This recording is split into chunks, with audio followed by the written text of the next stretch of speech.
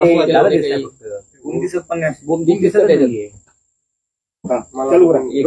बीडमध्ये ओबीसीचा एल्गार मेळावा झाला. या मेळाव्यामध्ये ओबीसी नेते प्रचंड आक्रमक झाले होते आणि आम्ही रस्त्यावरची तसेच न्यायालयीन लढाई लढू असं त्यांनी जाहीर केलं. नाही, मी तुम्हाला सकाळी सांगितलं, 4-8 दिवसापासून सुद्धा सांगतो की ही ओबीसीची सभा नाही, ही त्या जिल्ह्यावरती दहशत निर्माण करण्यासाठी यांनी ही बोलवलेली सभा आहे. आणि ही त्यांचं राजकीय अस्तित्व टिकवण्यासाठी ओबीसीचं काय देणं घेणं नाही याच्यात.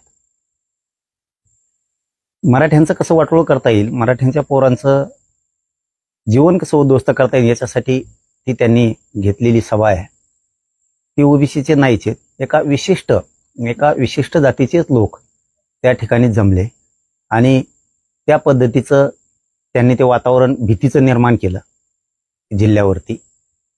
हे एवढंच काम त्यांनी केलेलं आहे तिथं येऊन, बाकी काही केलेलं नाही. त्यांना वातावरण दूषित करायचंय,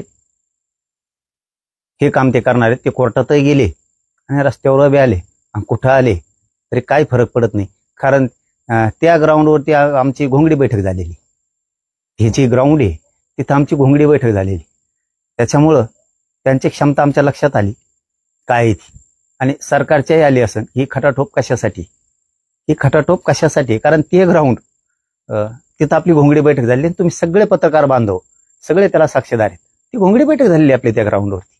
आणि तिथं हे महाएल्गार घ्यायला निघाले ते घुरट भुजबळ, ते घुरट तिकडून येतं इथं आणि बीड जिल्ह्यातलं वातावरण खराब करते. आता ज्या एका नेत्यानं ते लोक जमवलेत ते एवढे तर मदत घेतात. नुसते इथं व्यासपीठावरच्या लोकांसाठी लोक जमविले का ते, आणि यांच्यासाठी लोकांसाठी. अरे तुमची काय पत हे लक्षात घेतली पाहिजे. तुमची पत त्याच्या नादी लागून, त्या घुरट भुजबळच्या नादी लागून कशाला वायाला घालता. आणखीन तरी शहाणे व्हा, आणखीन वेळ हातातली गेलेली नाही.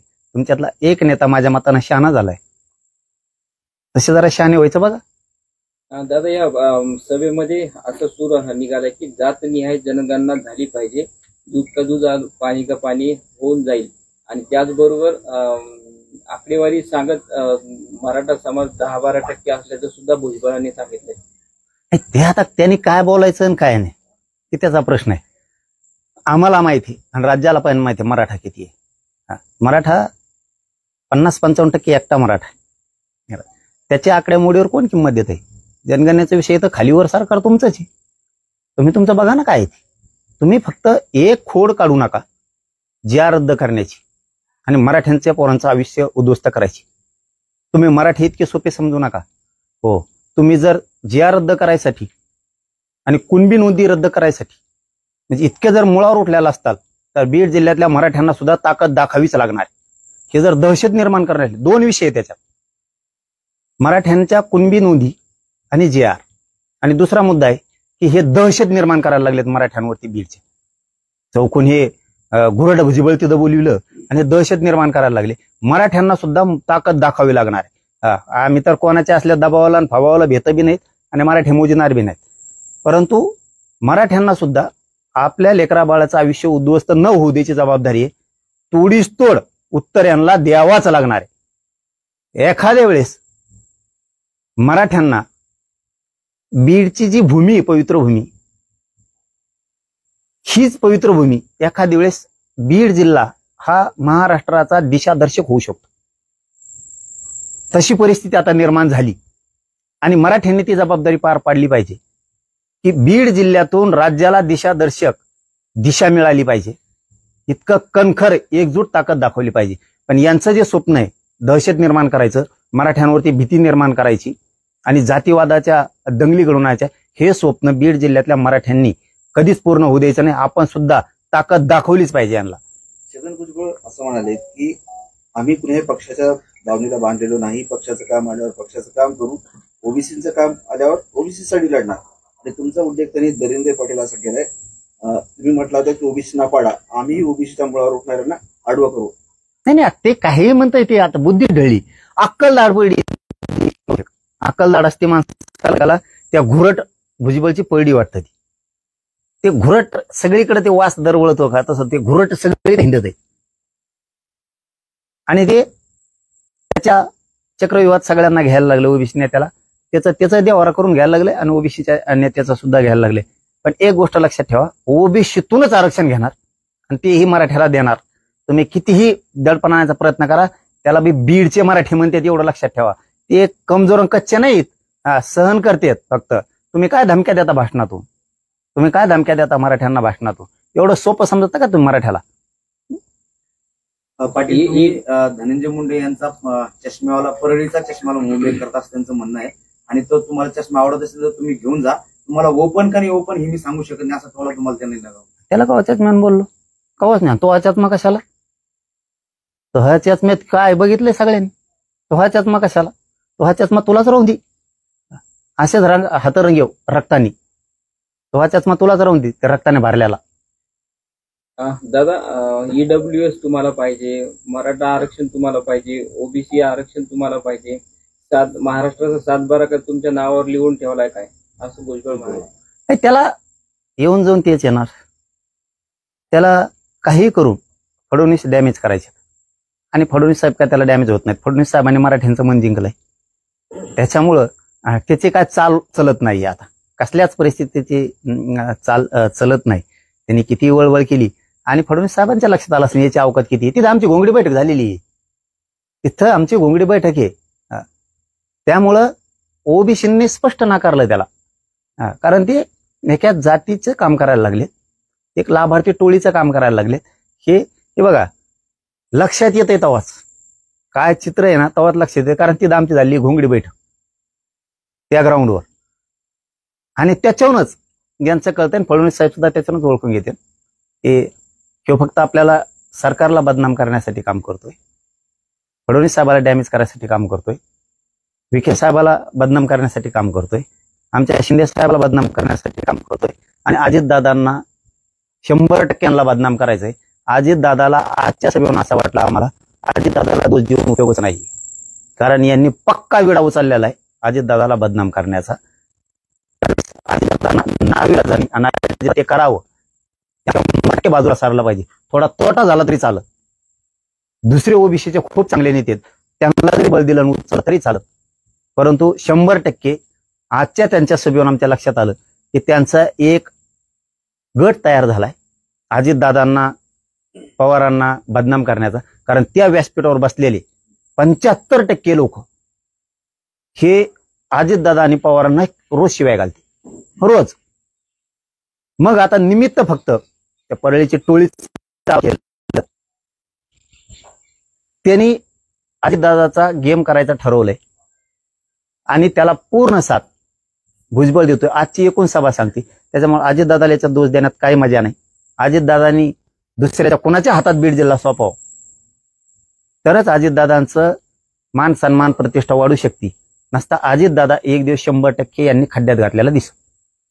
ओबीसीने आतापर्यंत तुमच्या पाट्या उचलल्या, एक दिवस असा येईल की गोरगरीब ओबीसी पालखीत बसेल आणि तुम्हाला सतरंजा उचलायला येईल, असं छगन भुजबळ म्हणतात. आनंद आहे, आनंद आहे, आम्हाला काय अडचण आहे.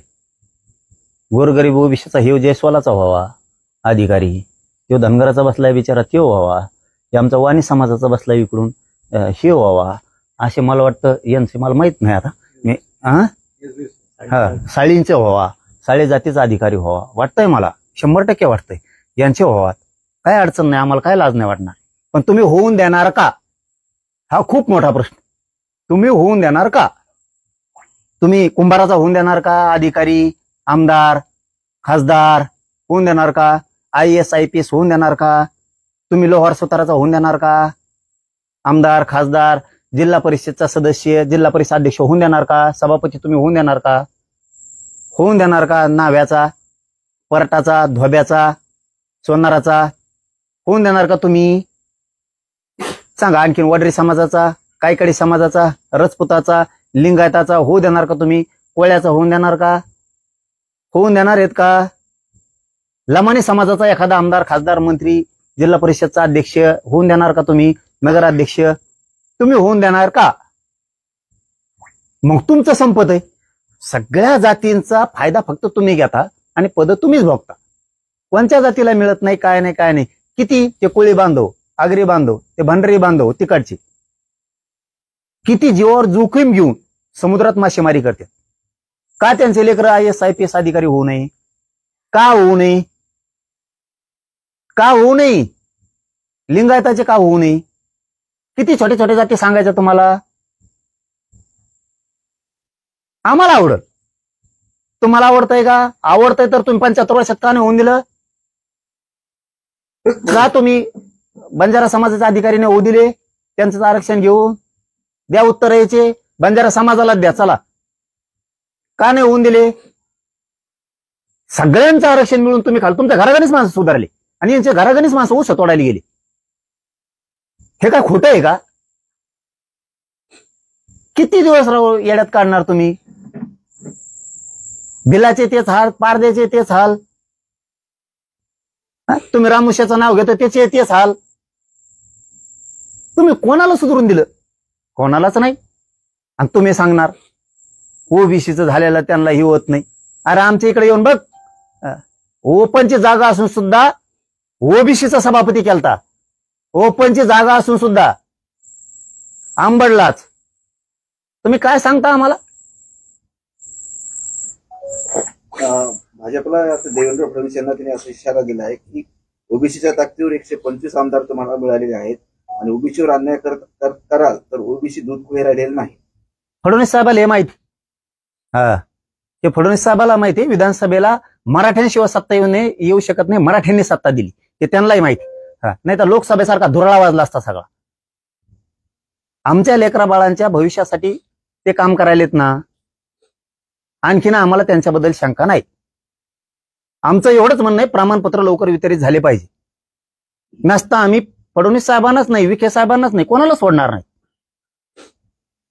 पण आम्हाला 100% आशा आहे की त्यांनी आमचं हक्काचं कायदेशीर आरक्षण आम्हाला दिलंय. गॅझेटियर हे महसुली नोंदी सरकारी दस्तऐवज आहे. फडणवीस साहेबांनी मराठ्यांच्या लेकराचं आयुष्य उद्ध्वस्त न होऊ द्यायचं.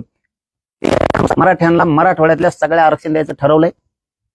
पुढच्या आठवडाभरात किंवा 10 दिवसात पश्चिम गॅझेटचा जे आहे आता हे बोलणारच. त्यांना वाटतं सगळं आमच्या मुळे गाडी खाली काय चालत असतं माहितीये तुम्हाला? त्यांना वाटतं आम्हीच गाडी उडीतो. असा ते घुरटे भुजबळ देऊ. दादा तुम्ही प्रमाणपत्राचा उल्लेख केला तर यावेळी छगन भुजबळांनी पण असं म्हटलंय की आम्हाला 10 महिने आधी प्रमाणपत्र काढायला लागायचे. आता सकाळी अर्ज केला तर संध्याकाळी कुणबीचं सर्टिफिकेट हातात देऊ लागले. अधिकारी इतके हुशार कसं काय झाले? कारण तुमच्या दबावातून ते मुक्त झाले. तुम्ही असा दबाव केला होता की मराठ्यांना काय द्यायचं ते मराठ्यांचं वाटलं झालं होतं फक्त गुप्त. आता मराठ्यांचे लेकरं हुशार झाले. गरीब गरजवंत मराठा हुशार झाला.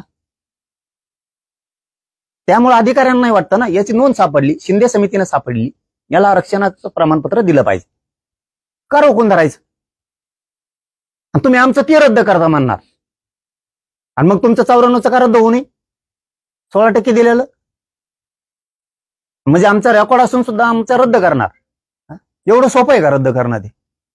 आणि तुमचे कोणी नेते उठत येत निघालेच मराठ्याला विरोध करायला, आरक्षण देऊ नका. अरे आमचे नेत्याला तुम्ही बोलता विखे साहेबांनी इकडे जाऊ नये, आमदार खासदारांनी इकडे जाऊ नये, तिकडे येऊ नये. ते ओबीसीचं आरक्षण रद्द करायला येत नाहीत, करा म्हणायला येत नाहीत. किंवा मराठ्यांचे नेते आमच्या आंदोलनात सहभागी होते, नेते होते, विरोधी पक्षाचे पण होते. विरोधी पक्षाचे धाडसानं सगळ्यात पुढे आहेत आणि सत्ताधारी पण मराठ्यांचे नेते आमच्या आंदोलनात सहभागी होते. का म्हणून होते माहितीये का?